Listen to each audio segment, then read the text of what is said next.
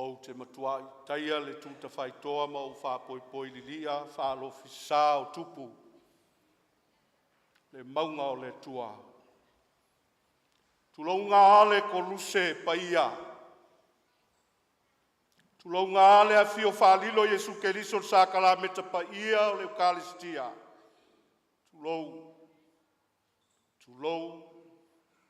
Tulou na lava. Ioe sa tau matele u foe, pe tua I manu le so.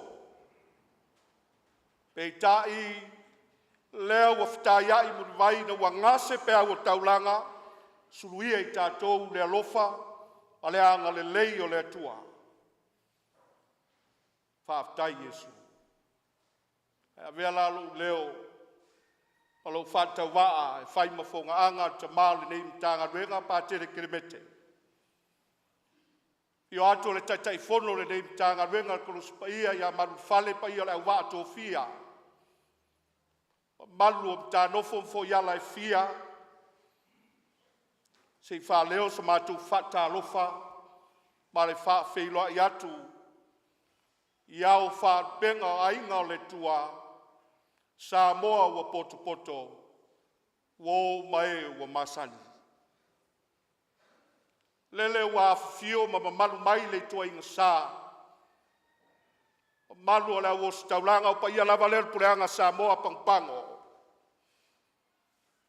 Lele foi wa malu mai sunga I whawhenga inga taulangi. Ia fio anga e fia, ai ale whadoa noanga manua le tua. Ina ia uli masao ma filemu. A o se manuia I lana whanau whatuatua. Lele foi e sao mai le tapua inga I la tau wa malu malo ma malu roro mai le ngaruenga le tua. Sao tau foi pito la au talo. A wasa moa ma si o tatou nei nuu. Wa poto poto le nei afiafi. Paia o Samoa, paia o malae o tupu le vavau, paia wha lupe lupe. Paia nā le wharenga fulu wha pea le wha tui ma toto. Paia nā le whainga maloi o na tawhai tolu. Lele Saofa'I ma tāpua ia le nei tāpua inga le nei afiafi taulang paia le bisa. Ia wā tofi o tātou nei whainga malo tu tuila ma manua. Tai ngānge le tāpua inga sentoa ma whaipule. E o na iai le whasila whainga le nei afiafi. Li liu le vai o sina. Ma malu e whaasino I a inga malatou tama. Whapea usonga tu mua ma pule ono ma salafai. Tulonga, tāpa au whaasina le musunga le mali toa. Le no foa vai lo loa ma lo fala fuloa. Ioe moni upu e whalongo I te oe Samoa. Tā lofa. Sumaya. Io maia le nei afi. Pale tātou whainga taulanga pe na iai le whamoe moe pa I o ainga. Whatalo whatu foi pa ia le whainga malo ma ona tawhai fia o poto poto. Malo le soifua manuia. Whatalo whatu foi pa ia o whale ao a inga e fia o poto poto. Ia wale nei aso ma le whasinu manga tamatua. Tāpua ia le tua ia na whamanyanga. Wo mai masani. Lele watu maulunga ai, watu mati ai nei malai o la loifi falsau ma whalu mawaenga. O le nei aso sa lupe, ai o le lao na tofa. Fio ai le fatui o le motu, su ai lele, su mai le malu le fale fai vai. Malu o lua, le ati maupu o lua matua, su o lua ati maupu, su I maawa. O le whetalenga ia salavea ma salavea. Whapea vai o le toto'o. Pa ia nā ma mawalunga o le nei aso ma o na whatau tō tonga sa mō poto poto. Se i o tātou whataleipo le tua. A wā le tofi saidi malo mai le langi. Whae e ai pāpā o le tua e ala. Tam matua. Ioe moni ai upu o lua tama matua. O tama o le vani monimo. E tau to ai le ala taua mausonga. O le nei afi afi ma le nei taulang pa ia le misa. La taita ia e lana fionga ia patele a Salemo. Lango suai te maa nem tanga renga ma manu la uos taulanga ma fionga i te akono. Ia wā le mala aua le tua i lana au aunga e tau tua ainga malona nuu ai maise lana e kalesia. Manatu mau tatonu ala tātou maua se taulanga fifia manuia pāti piti ai whaivo le tua e ala e nei taulanga pa ia o le misa. So i fua mai a manuia.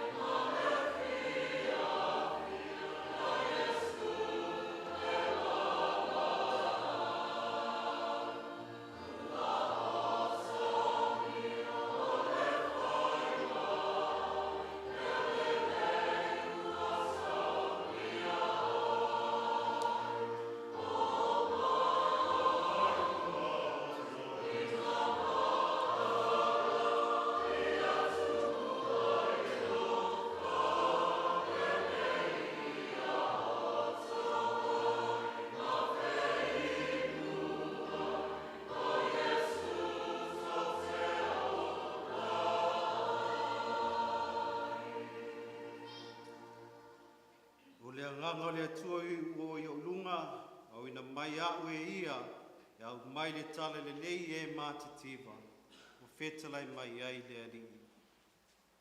I le sofa ta mama le alma le nganga pa ia whatasi le li ma o tau tātou patpatia le nei sauninga siloi na eile lofa mlang lelo tātou tua. Yo to whaafonga fuiasa to mua lava le whaafengainga whaafeilua i o tau pa ia mo o tau mamalu whaiata. Ha o se tai au fau le nei wale lofa mlang lelo tātou tua. Mo i lava o le ala o le pule o le tau tua. Sa ili foi ale vao po fea se mata ala. Sa fili foi ele tai se anga vaa. Alu a maua. O tasle manatu a inga. Ia tu lai maia oe. Olo. Na avea oe matama matua. Leo tātou talo e whaatasi lumalo tātou tua le nei afi afi. Ia tō mai an manu whaamanuia ia te ia. Ia wāwhilan tū lai mai le tū whina. Wai le whaingo fie. O le wha moi lava lumalo tātou tua. Na ia manuia mea ia e te whaia. Ia wā a inga. Ia wāwhile nuu. Ai mesile o tātou e tālesia. Amela ia whaaftai lumalo tātou tua. Tai ante ia o ia na whaia mea silisili lava ina manuia i le tangata. Ia i lava teimi tātou selo tātou wāwheloa i malo tātou tua. Pata se mo tātou wāwheloa i malo tangata. Ia momoli nei lumalo tātou tua la tātou whātou e senga. Tātou whātou ese i ante ia. Iwa o ia na whaia mea silisili mo i tātou. Na ia pa ia lava mamalu lona suafa. Tātou alu la tātou whātou e senga. Whalelei mea umalo tātou wā wheloa i ai o le tangata. Ia meslo tātou wālo tātou tua tō tasi. O ia lea na whaia mea na ia manuia le tangata. Whātou e senga lea lumalo tātou tua. Na iau ngai tātou mō ringa le nei tau langa pa ia.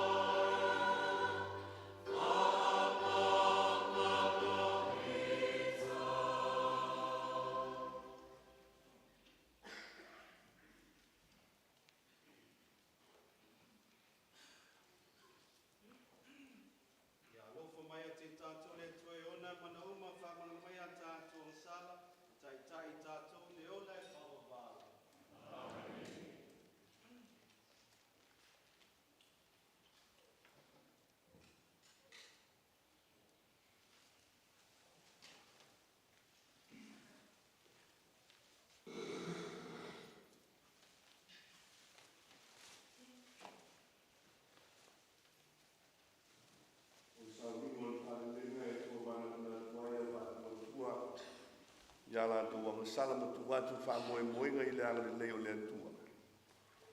Le vi ingo le folfolanga me taulanga angelu le taimin whanau wai ke riso. Le vi iai le atua i mea au pitu alunga. O le tani malo whatupo sa moa o whapea i le whailo inga o le ava. O le mea sina sa moa o le oloa tāua sa moa. E whailoa i mo wheso o ta iai le atunu. O le ava im whaino whatusa ia Yesu o le tātou whaola. O i o le ava whale langi na whailoa i mo wheso o ta iai le atua ma le tangata i le ana i pēteli e ma. Tui momoina i Kalivalio. Leo wa avea i kolusi o le tānoa o lona alofi pa ia. A mia la ia o tō tonga o le alofi. O le laulau po le tānoa.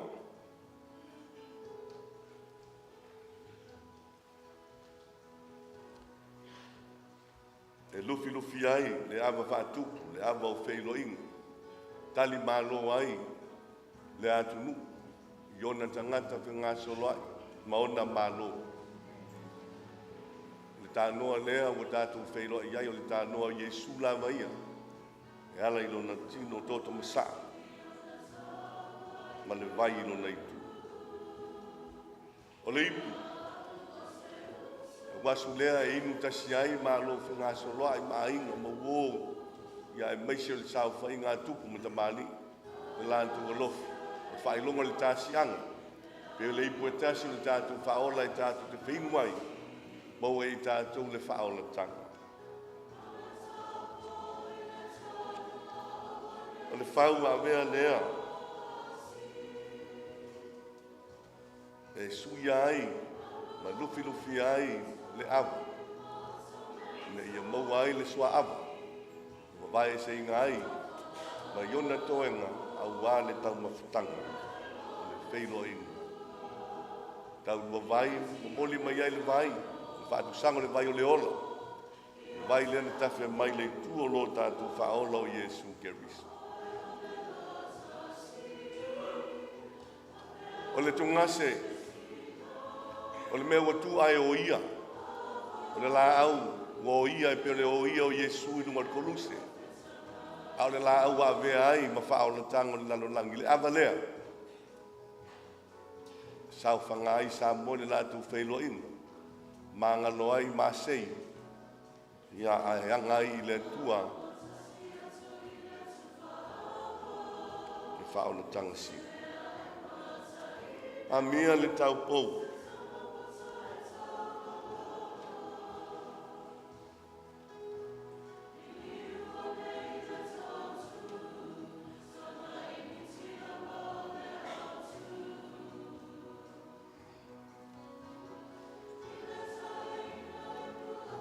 Manu mapai ai a inga le tamaitai tau pou. Whasau ma whalaulau lona soifua te tau tua. Lona soifua le lei. Lona soifua mama. Reo ia. Ma sui tūlanga. E lufinufia. Le avalea au ane tau mawhitanga alona.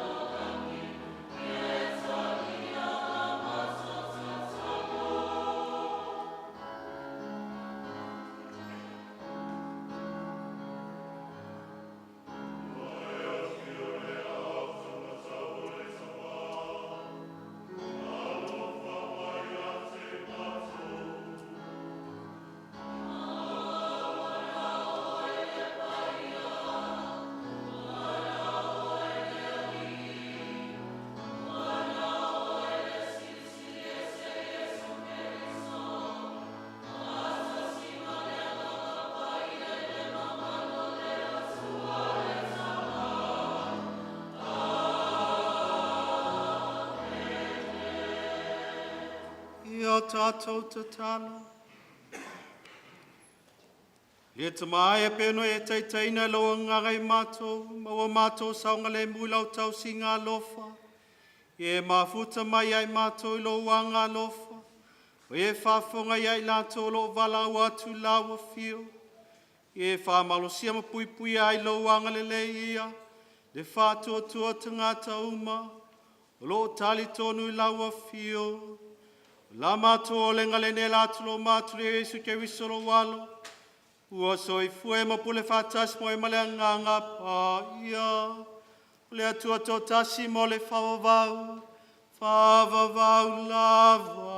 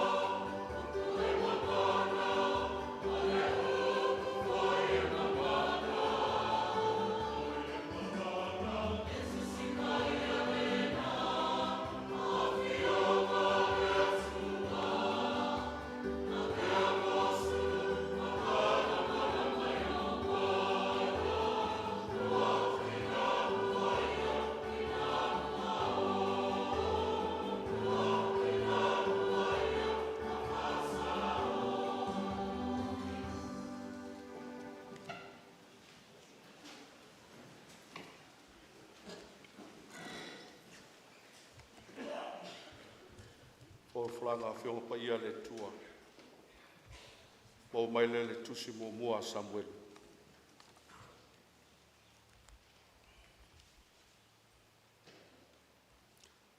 Ona wha poto ai leo to ina malama o Israelu wala to o atu ia Samuelu i Rama. Wala to whai mai fo ia te ia whauta ua e toi ina oe. O watali fo i la te le savavali i lo wala. O lene ia e tō fia se tupu mo i mātou e wha masino ia te i mātou pei o nu uma. Au aleanga ia Samuelu le upu salatu whai mai. E au mai se tupu ia te i mātou e wha masino ia te i mātou. Ona te talo ai leo Samuelu i le rii. Whetalai mai le rii ia Samuelu. Usi ustai ia i le upu a le nuu. I mea umalatou te whai mai ai ia te oe. Wae le o oe wala tō lafo ina. A wala tō lafo ina o au. Ia le whai au matupu ia te ilato. Pei o mea uma wala tō whaia, talu le aso. O awe na e ai lato na i kupito. He o le aso nei. Wala tō tuu la wha i mai ia te au. Ai au auna i tua ese. Whapea fo i o na lato whaia nei ia te oe. Le nei, o sitai ia lātou upu. Tau lava ina e mātua tau tino ia te i lātou. Ma whaamsino atu ia te i lātou le amionga le tupu e pule ia i lātou. O le upu a le li.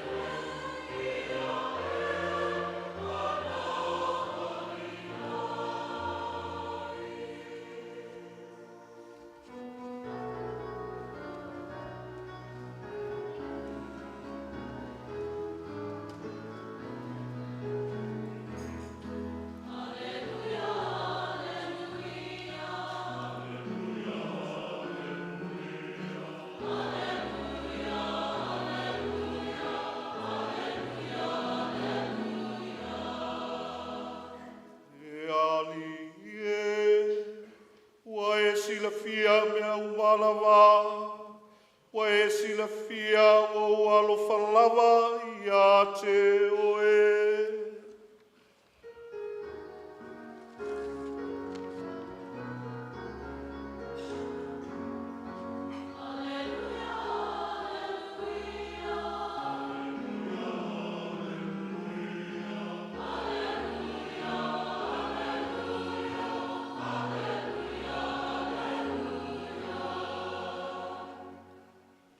Ia whatasileli I ma outou.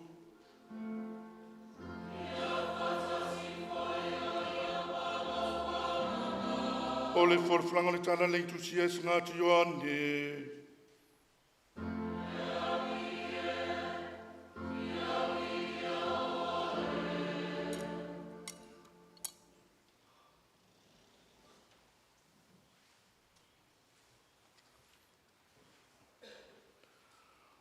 O umono latu ai, na fetala ya tuleo Yesu ya Simona Petero.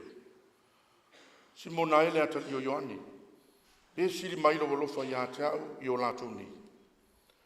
Fai mai o ia ya te ia, i oe le alie, ua e sila fia o te alofa ya te oe. Na fetala ya tuleo ia ya te ia e fafanga ia utamai mamui. O toi fetala ya te whaalua o ia ya te ia. Simona e le atali o Ioane. Pe te alofa mai ya te a. Fai mai o ia ya te ia. I oe le ali e. Ua e sila fia o te alofa ya te oe. O na fetala ya tu leo ia ya te ia. Ia e leo leo ia umamui. O fetala i whaatolu o ia ya Simona. Simona e le atali o Ioane. E te alofa mai ia te a. O ti ngā Peteru, wā o ia whitalai whaatolu ia te ia. E te alofa mai ia te a. O whai mai ia te ia. Leli e. O e silafia mea umalava. O e silafia o walofa lava ia te oe. O na whetala ia tu leo Yesu ia te ia. Ia e whawhanga ia umamoe. E moni o te whaiatu ia te oe. Ua e fusi oe ina o e tau lea, ma e whērwai I mea na e loto iai. Ae pe a e toia ina, e te whaaloa loa o lima, e fusi fo ia te oe e stas, e ave fo I oe I le mea e te le loto iai. O le tala le ali I...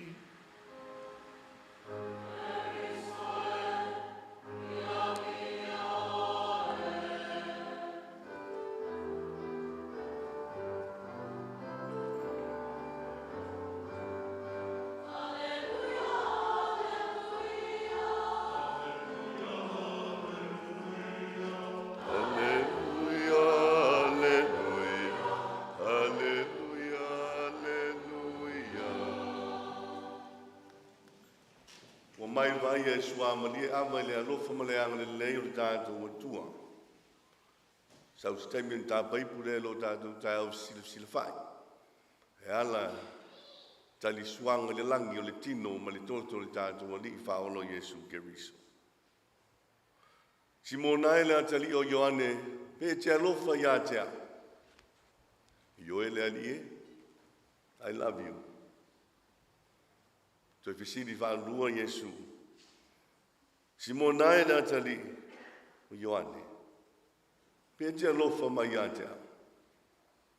Ioe le ali e. Ie leo ia umamue. O le whaatonu, tau wauina whaali, Simona.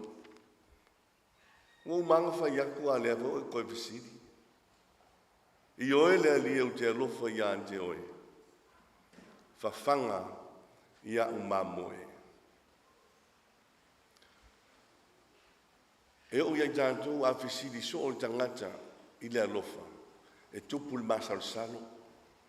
Ia o te o fo I vaenga e whai o lato o. Tātou whai wo umai le whapena whai tōlu alo. Whato a whisiri le alofa. E mai a tupua e a mata le tene maritama. Baby, do you love me? Yes, I love you. A vesiri whaarua, wa lava a vesiri whaatolu wa ita. Ke masalo salo. A ole mawhtanga lea Yesu, malona au so o lea wa amata o na tāpena. O lea wa tāpena o lea amata o na tangata le ngā luenga ia petelu mana wa apostolo o e na whidiwhidia. E Yesu le lalo langi e tu iai le ngā luenga tele lea. Na wina mai ai o ia e lona tama. O le ute, ma le sini au tu o le ngā luenga Yesu, e sai lava I le alofa.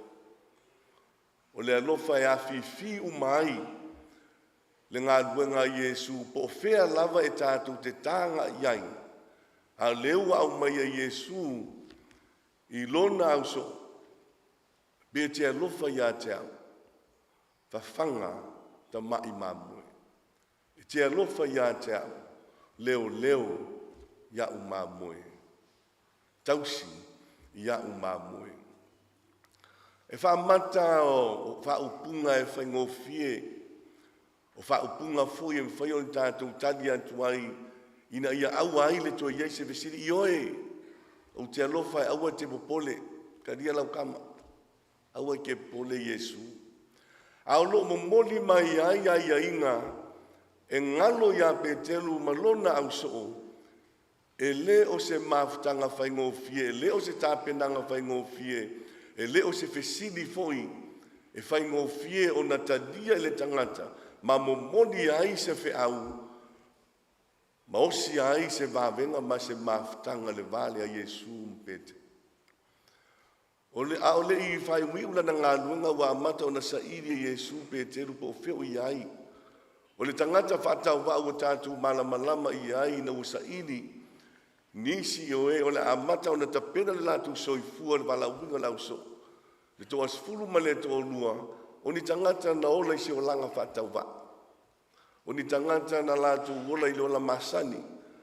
O lātou tiu te mawhaiva i tonu le whatua inga tausi le aso ma le aso. O le whangota, o le ole tai, mai le mea i e whanga i le ainga. O le lātou ngā luenga lea e whaatau waa, a e ola i le ainga. E whaatau waa i le waai o tangata, a o lo ola i le tangata. Lea lau au mai e Iesu ma lātou vesili atua i loa Iesu ia Peteru. Fa mai lau wata mai o le vesili, e mawhai o le tātou whaali uinga i le vesili a Iesu po tofo iai, e te alofa ia te au ioe le ani e mawhai o na e tu ua au ainga. E te alofa ia te au ioe le ani e siri atu lo alofa ia te au lo isi o le au so. O vaenga i o le tani lewa o mai e toi tilo i a Iesu i le au so, ma le lātou tani i a Iesu, e siri atu lo alofa ia te au lo le au so o lea. E siri atu lo alofa ia te au i la uolanga tuai lea sa e ola i e mwhai ona e tu ua. A wane mae o le tanoanga Iesu muli mai i a te au. E leo whai mai la Iesu muli mai ale me anu ai. Imitate Christ. Imitate Jesus' life, mission and ministry. Iau tō wola whataitai mea na o wola ai matui nā tua i a te autou. Le tusi Samuelu lena ta pena ai de Uluao i tupu i se la eru na atu nau i se tupu whale lalo langi. O le awa ingo le whaamisino Samuelu malana whanau. Whinau i se la eru i ai toi ina. Se a mais tātou tupu pe o tupu lei ei vanga au ei malo e i taua ma bebesi e malosi e tasi li leo e taita ina. Ai le manao i ai le toi ingo Samuelu. Tangi Samuelu le atu o le ase mea i tau o na uwhaia. Tani le tua, whai le me mana nao iai le nuu, e pa u iai lātou, lo lātou le ustai ma le whalongo i le tua. Whai tadia lātou a lātou, tadia le tua, whausia i tangata. Le atua e tadi o lātou mana onga, le atua e mauai o lātou mea, o le atua e whaifoi o na whaia le mea manao atua i tangata i soo se tai. E lei whaingofie ngā luenga Samuelu. A wawa iei loa malama le whaauawinga o le vaanga ato le whaitaunga lea o lo iai inga o meo le a esi ai le tupu. Lea na lātua tupu iai o le atua lea ma le whengainga. Le atua na lātua wheawe ia le ato la au. Le atua leo Abraham o le atua Isaako. Le atua Iakopu au a lātua mana nao si tupu e peo iai tupu o malo Papelonia mai lātua Asiria. O ena si tau i vaenga ia ma lewa i tau. Ua manatu ai se la eru e sidi le tupu lea. Ana polonga ai na vaai ai. O whai taunga au mai le nei asu. Se o tātou toi tilo i ai le ngawhai, le ngata ai. Le whafotu wa ulu. O tamatua ia olu. Ia o tai fo i le tātou atunu. Taitai o le tātou nu, ma taitai lava o lo taitai so se vaenga ma so se va la putonga. O leo o tasi le taitai o le o mai leo ngā perfecta le whenga inga tuai se ia o le perfecta le whenga inga tu. Wa atoa ia Yesu le tula fono. Wa atoa ia Yesu o ia foi o le atoanga o perfecta ia o perfecta. Lea lawa ta pena e Yesu le tangata e tuai le ka le sia whaauau o fōlinga ia o le taitai manaumia. E le manaumia taitai e pei o isi taitai. E le manaumia taitai e mālom pule sawa ma tele ana me maua. Ai manaumia le taitai e alofa e whawhanga le lafu mamoe. Le taitai na te puipuia le lafu mamoe.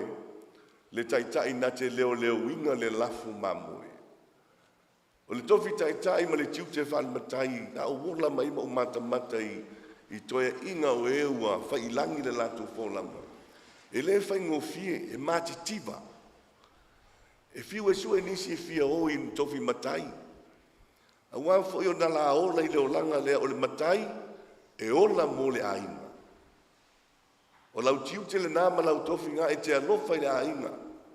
E le to so isi e afisis, e asiasi a inga o e umana umia le tosoani, o e ua mai, o e vai, toso le a inga e apo le whaatua tuanga, ma le tāpo inga i le atua. Le atua le ana whaatua tuana i e isa la e nua teimio Samuel. Tātou oe au mai le atua leo tātou atua ke risiano ai. Leo au mai ai Yesu ma te tofiela o apostolo, ma au mai ai, ma le whengainga na lao siosi ai ma Peteru, le na tu iai le ka le si amatania i lona whatau waa o le alofa e fusi ai meu. E le o le alofa i a fia il tangata ma mau ai le vale leo na o lua. A o le alofa i mawhae o na e vai atu le istangata i tu atu o le istangata i tu atu o le istangata e le ngata. O le alofa e le pau mai i a o le alofa e pau i fiti i o so i e le whailonga tangata e le whailonga lana. Le lofa le nā le wha mai a Yesu. Ngu winga loa au la wafisiri mai Yesu. Olo, e tea lofa i a te au. Ia o kāri a olo, i oe. Ai wha whea lo tō lua. Ia ngofo rola le sa koe mafo whana. A o vaenga ia o le soifuanga ke risiano leu au mai e toe te pena i le tātou whātua tua. Ma tātou toe sa ini ai le fola sanga ma le tūlanga wola ai lo tātou atu nu Samoa, ma le whao ngā ina o le anga nu. Wa iei fo i temi wau mai ai le anga nu e whaalafi ai, i le kālesia ma le whātua tuanga. Wa ufiufi ai, ai whaea ea le atu nu i onda mamaru, ai se ipa ia e, le kālesia ma le whātua tuanga i se istai. Ai whape whea le māwaenga, wa tofi ai Samoa, wao ai Samoa i le tua. Ai whape whea ngainga le a Yesu mano na uso. Le alofa lea na tuatu i ona taitai. O upu ia Yesu le upu fo ia le ilo na uso. O upu ilana e kālesia. O upu fo ia le utoe au mei toe tō mana tu natu ai. A tātou wō fo ia Samuelu malona. Wala uwinga i sa la elu. Na tuu ai Samuelu e whai le fina ngalo le nuu. I lo lātou vai. Ulona uwinga le alme taunu whai e ono. Awal tu ua le vai o leua ia oe le malamalama o ke riso. O leua ia oe mo e mautu whaanga o e mau inati. Le sākala meta ma le soifua ke risiano ma leo la whātua tua. E ta pena ai a vea mau mea whai ngā nuenga, a vea mau au penga, a vea mau lau fitalai ngā la uma. E te polo pui ngā ele nu o ainga, ai maisi o le ka le sia le atua. Alofa la le atua le neia fiafi, ma le paianga o lona nu poto. E tātou wangatu e tangi le atua i lana whamanuyanga ma lana whapaianga. Le nofo mai o ono ma le tausi. A vea o lua ma pou o le nu nei ma le ka le sia. E o la whalango lango e fisoa soani ai, le whaatui ma le manu le whane. Ina ia mwhai o na mau le tāsianga, mau le ngā lulu e whaatasi. Ia ele ngata i nei le tu malo. Ia male angafu. Mala ua tu teimi nei le na matua ma le tua e angai mai lo ilumu nei. Ia mo le whapaianga. o la o lua tofi.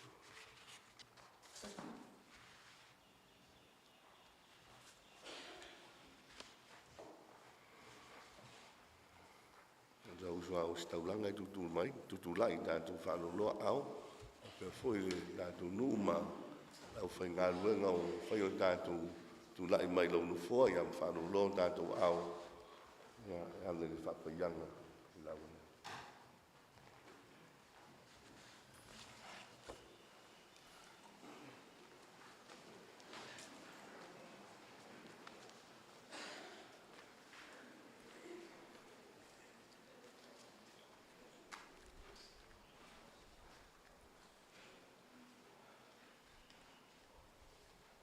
Le to mapa ia na e whai ane langi ma le lano langi.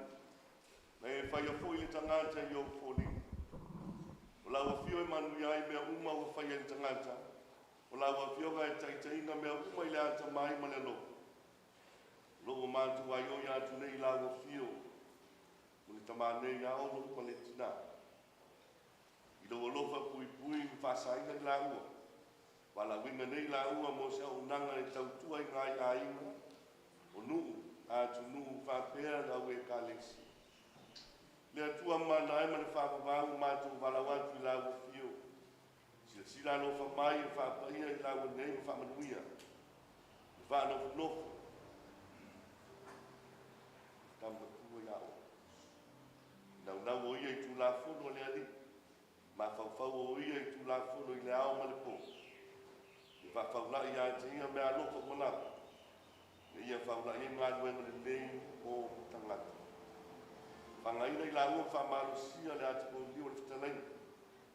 Peo na e whangaina. Sa kalameta ma tautale le moni ma le manos. Sa ngā tulu i o ala ua soifua manuia wātasi maima ma o. Ma ia soa soani le whautua tstalo tina tau kōo maruia le au nang kō. E tau tuai a inga o atu nuu malawe kālesia. O la mātou o lenga le. Ya la tu ya ke viso lo mātou o ni. E te mātou le anu. Mane ngāna whai.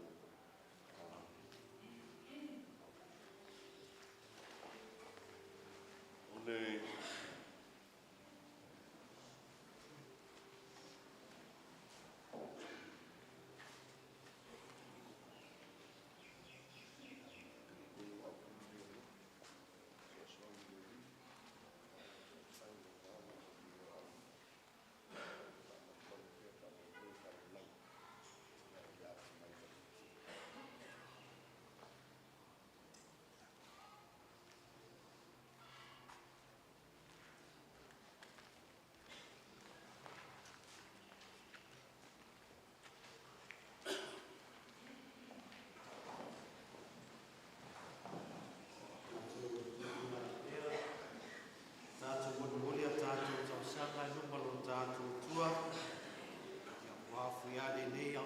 Tātou fantas, mafutara tas, ia tu atu lumalo tātou tua ia tātou tātou sanga lau tele. Ia tātou tausia te tai e tālesia ke siano umone lalolangi.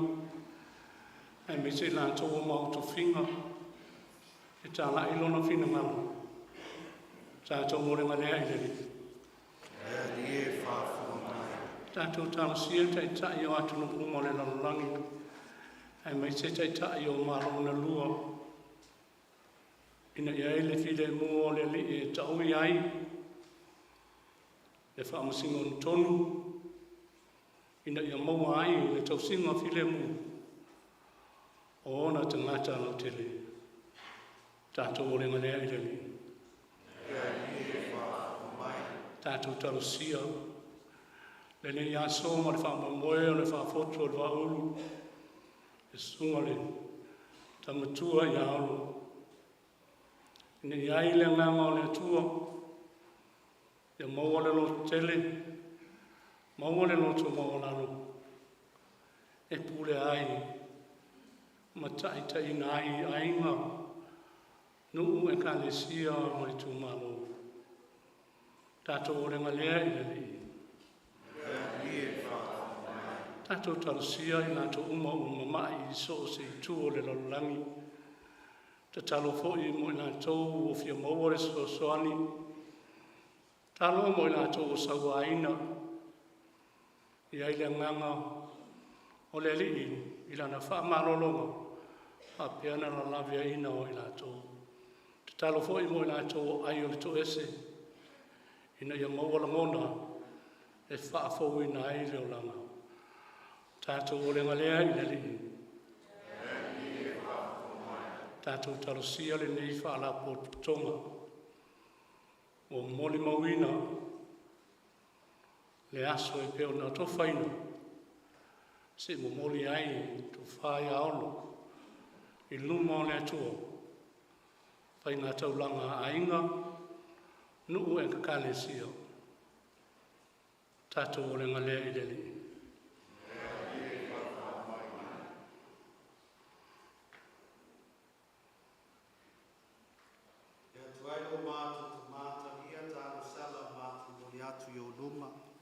So soani fui a fusie mātou lo lofa, whātu mawina lo mātou whātou tu au auna. La mātou lenga le nei, ala atu e Isu Keriso, lo tātou ali i. Amen.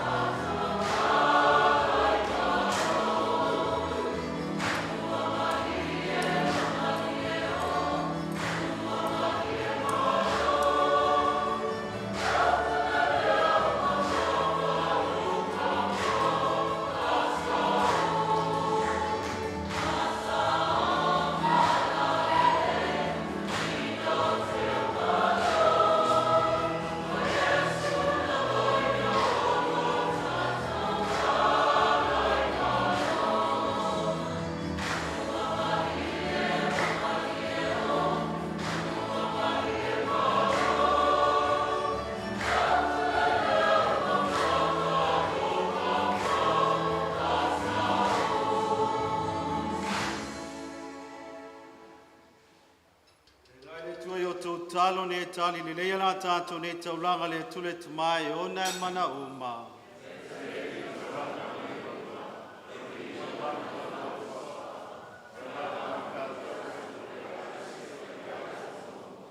Le alie a vele a fiolo anga, le na whātumu i loto le au so Yesu, i le loto tele male alofa, i whapai ai le taulanga o mātou moli atu i o luma, la mātou o le ngale nei le swafa Yesu lo mātou ali.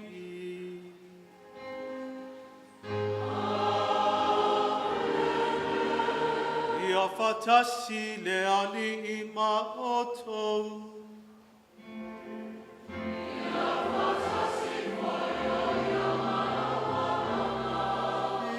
Sia yo o toloto.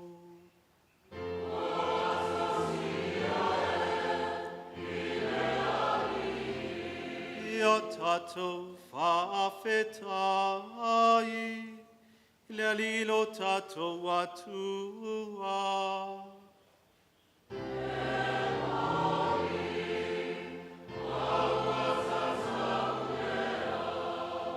Le tamae le tuasoi fue whawawau, mai le malosi umalava.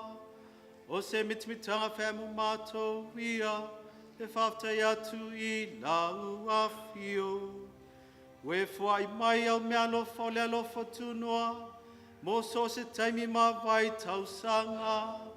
Au e taitai le tale sia i alo leo fofonia, o lau tau singa alofa. We fwai mai ai mātou loa nganga paia, so sani pia ai mātou, ai lona mana ina ia mawhai ai, whalong langa lofa, mātou liu atu ia te oi o mātou lave uma, o whawhetai atu ia te oi o mātou fianga atoa, e ala ia Yesu ke riso lo mātou ali, lo mātou fia, Mātou te pese ai whātasi mau angelu uma i lo vi inga.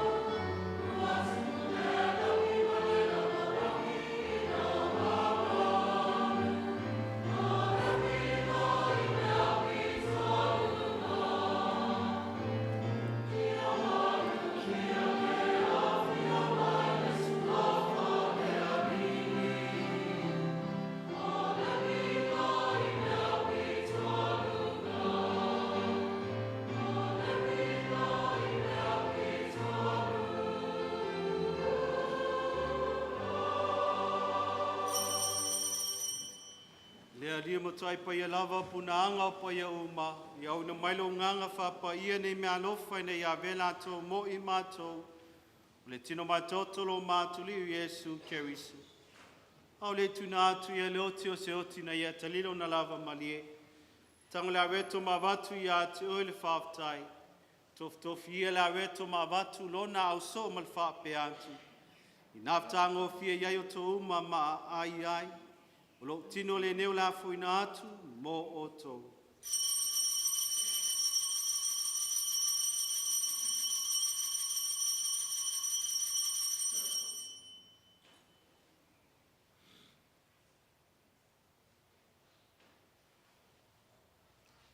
Ino mai ata moftanga tango i leipu to vatu i ante o il whaftai mal viinga.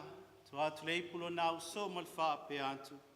I naftango fia iai o tō uma ma wheinu mai ai. O leipu le nelo toto le whenga fau ma le whaovau. Le a whamaninia mo o tō mtangata uma, na ia whamalinai ang sal. I o tō whea le nei sau nino al whamanatunga o a.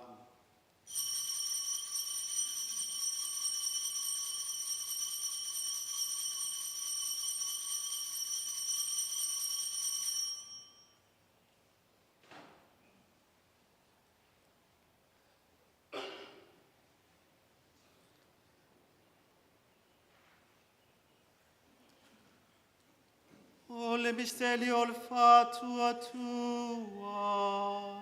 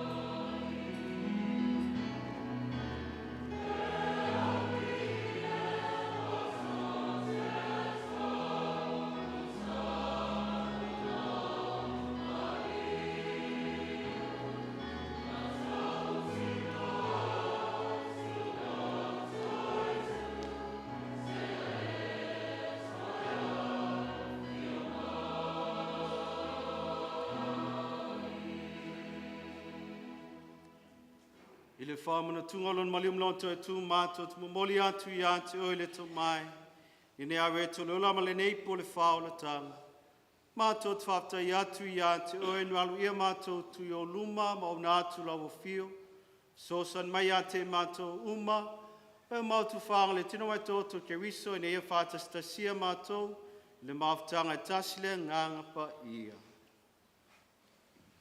Reali Ie mantua lau ka le sia lau langi atoa. Ine mātua la uma le alofa patasi mo lo mātua to māpai o Francis. O mātua pika pōpe teram ko lio. La o pō mali tunga sā. E me se fole nei whape potonga pa ia. Le li o le aso nei pe na moli atu lau fio i manu Yerusalema. Whape nā fo moli mai sunga a olo I lau fio.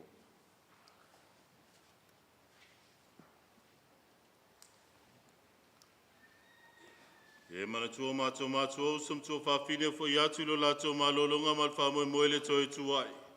E talia I lātou whātasim tangata malili umal malamalama o lawa fio. E alofa mai ata I mātou malawa. Ne ia mātou o ngā mātou te awai whātasi leo lai whāwawau. Ma mawia le tinata po ole atua Iosefa pa ia lana tani. Whātasim apostolo malau pa ia uma. O e na whātinoina lopina ngale tūpulanga uma. Mātou te fia vivi mwhanene whātasi mai lātou I lau o fio. Ia lātou I lo walo o Iesu ke viso.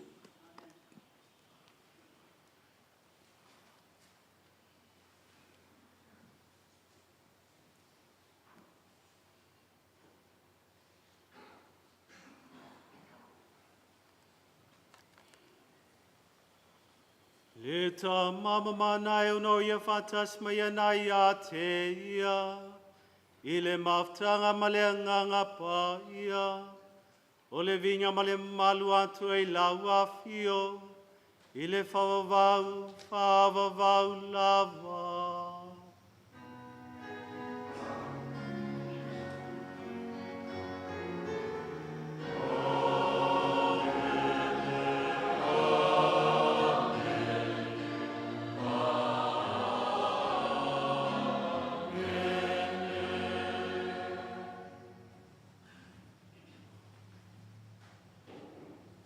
Ia tātou tālman whaunlango le te mai le te tālolo tātou ali.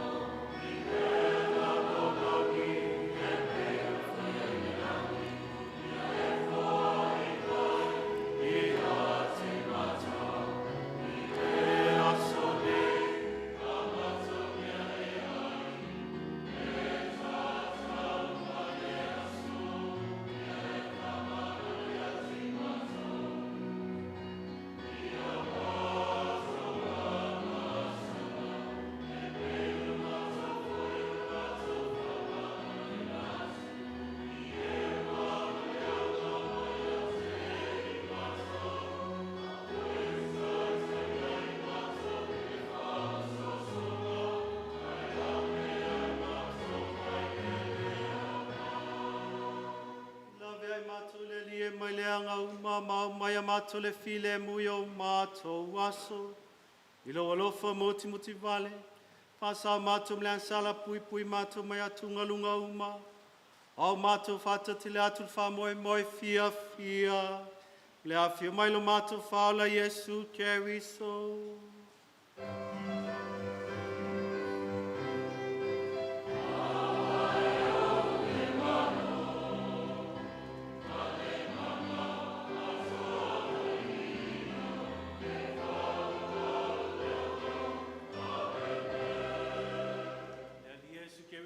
Fetele atu lo apostolo te tu atu i atu o tolo filemu, o lo filemu atu fo i atu i atu o tau. Awane sisa mai a mātua ang sala le whātua tolo i kāle sia, o iau mai a mātua le filemu ma le tasi lo malo, lea wai soi fuai mo le whawavau lava. I atu o tau tu mau le filemu a le aliki. Tātou whapera blefe longa le filemu o Kiriso.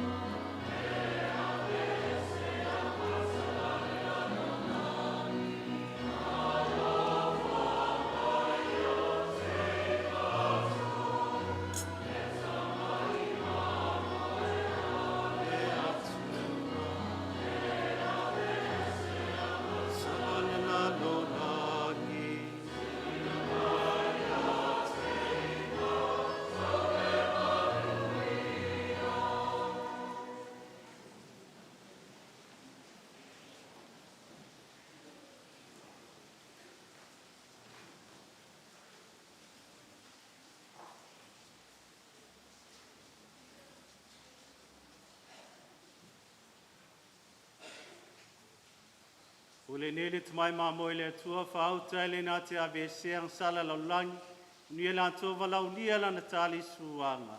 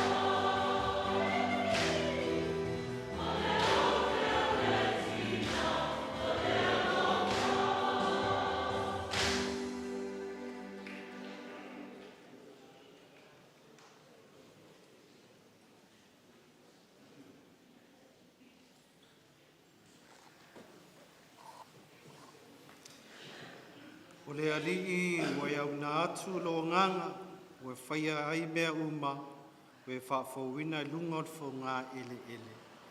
Mula whaaftai ma whamalolo o tungsai mai le nei afiafi la tātou tau lava pa ia misa. O le avanua ta ua le nei e tu atu le malu fale la fionga fo iau le malu fale io o le ta mafo ia whata mailo tātou nu. Ia pena fo ia whata mai le pule anga wau ia fo e taita i fono le pule anga. Ia pena fo e taita i fono tātou e talesia le nei avanua te sauno ai.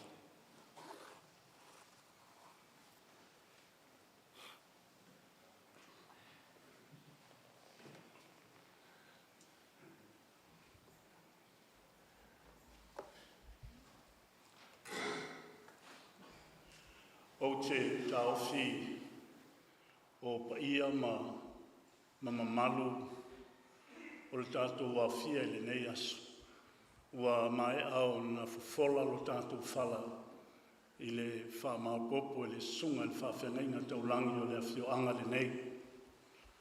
Ua utulai e tau mwhai atu singa whamtalanga pupu sau se teimi o mai lea se tasi o tōwhia i a was whasinga mana o le tātou a fiafi.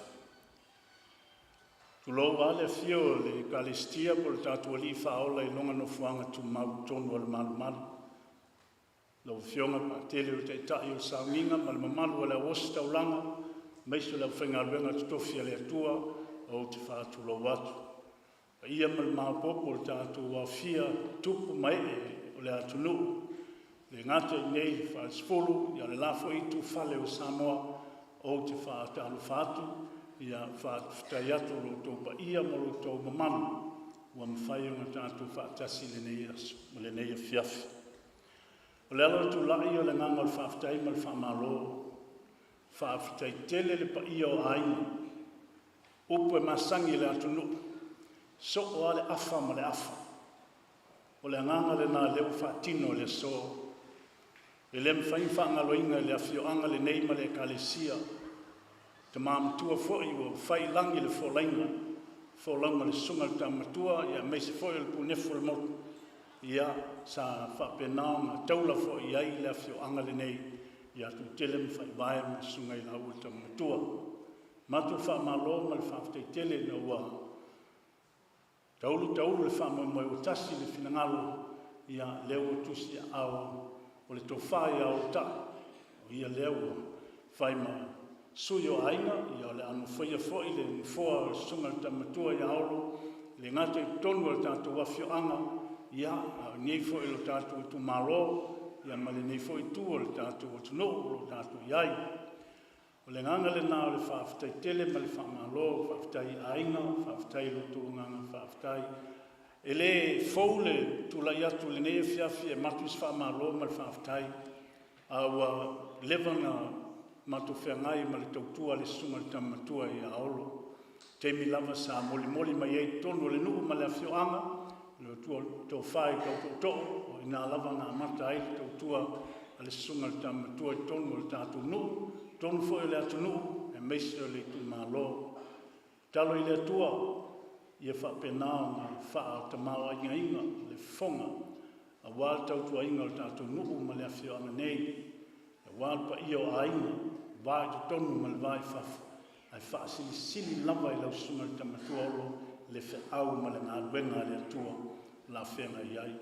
Le ala leo tu la, sa o stemi, mai se iso le ainga isi whasina manga le nei a fiafi, whaftai tele lau sunga le taitai, mai se le mamalu lau ostaulanga, mo le avanoa ma tuai sina leo, sina upu o le tātou nuu, ia le nei tu lao le fiafi, manuia le tātou maftanga, whaftai.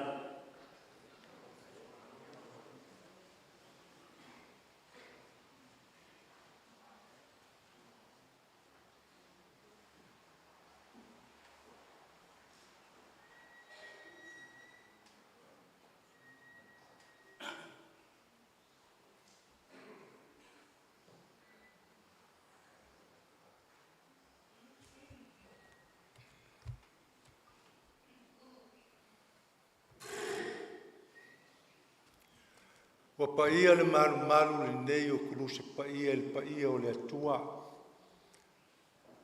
ua mamalu fo'i le mamalu o le atua. A ua paia fo'i le malu lenei le paia o Samoa. Ua mamalu fo'i le mamalu o Samoa. O le upo le tusi, Mose, talai au se vae a ua paia le menei. Saunoa le fionga le malu fale. A ua paia o le au whainga ruenga tutofi le tua.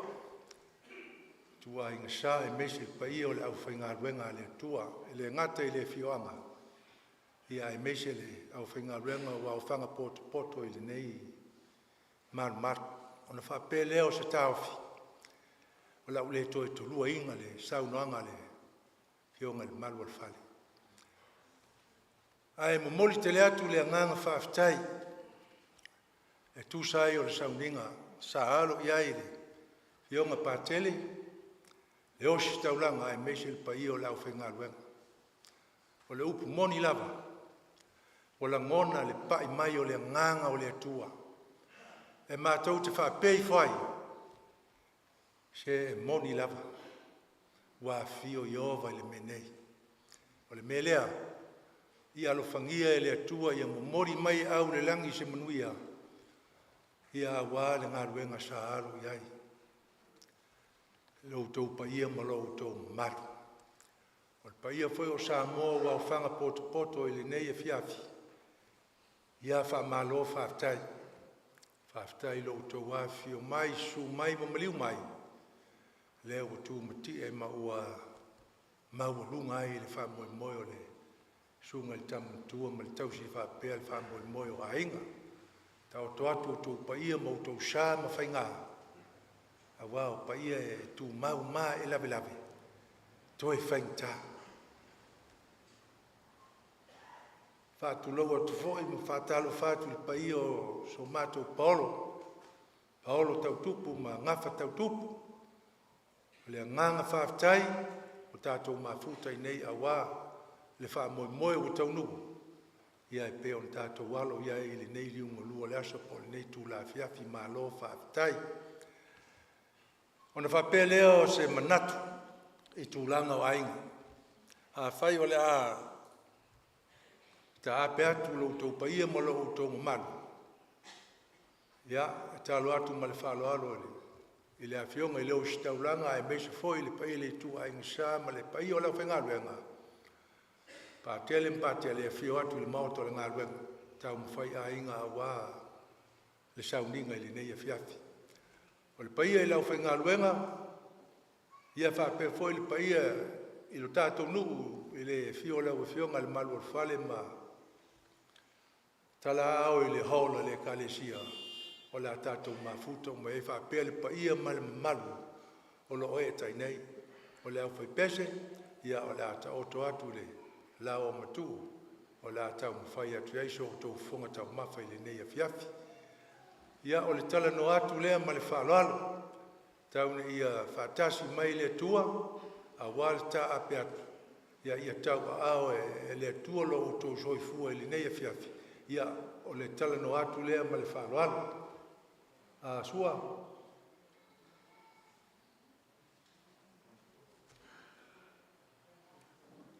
Ia o la tātou whaatasi le horo, pe o na tala no atu i le nei a fiafi. Ia ia manuia lava le tātou sauringa, so i fua.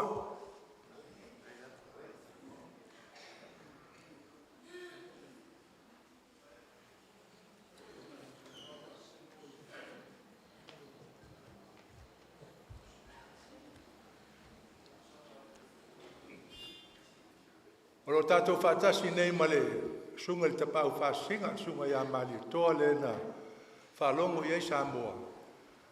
E whaapea se taafi. O la e su atu ma tala au atu le lawa e Uluao. O le a tātou whaatasi ai o na taunga whai atu lea wale le nei e fiafi. Ia o le tala no atu lea ma le whaaloalo. Ia manu ia tele lava le fiafi so i fua. Tonu o folo te tusa le nei afi afi. Se o noa whai mai a lea whi o tali whai tau fui ale. fionga foia ia vai le nei afiafi. Ia whaftai atu le afio mai matala mai au la tātou sauninga. Whaftai foia mo au nanga umalawa tātou sauninga. Mo ilawa sa o whai atu le amutango sauninga. Isa ili lava le vao se mata alia. Ia e sue foia le tai foia se tasi foia e whaifaiva. Mai o le vaitemi ia leo langa whaasa moa le ini naifi poni whanga. O le whai mai o le mea tau lea whai mai lua mea tau whai mai ia wafu le whaiva lea o le poa ai vau.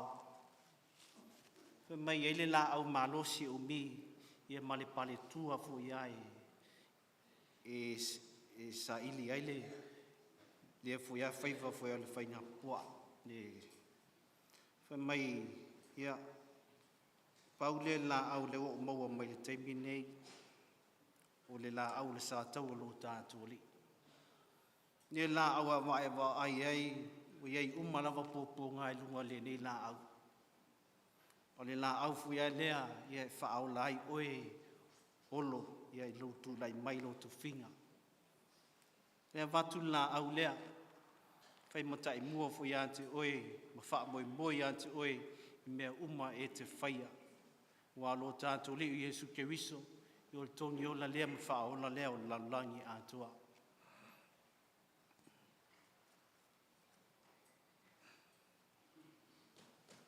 tu lai mai talia na la au sa tau man ma lo tātou li Yesu Keriso.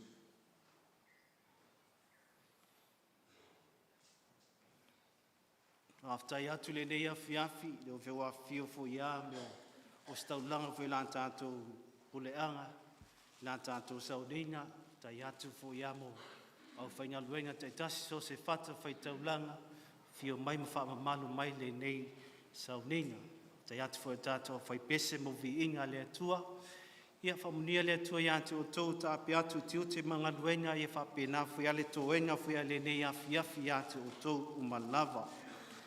Ia tātou tatana.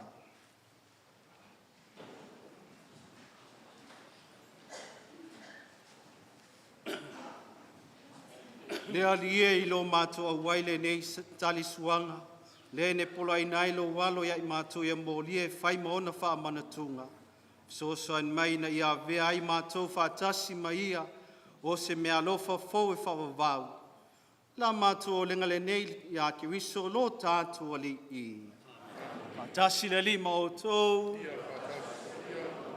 Nunga ia te o tō whamneanga le tua e ona e mana uma, le tamama le alo, o le anganga pa ia. Amen. Tio ton monuia ma le pile mua ke visi. Le atuai whātai.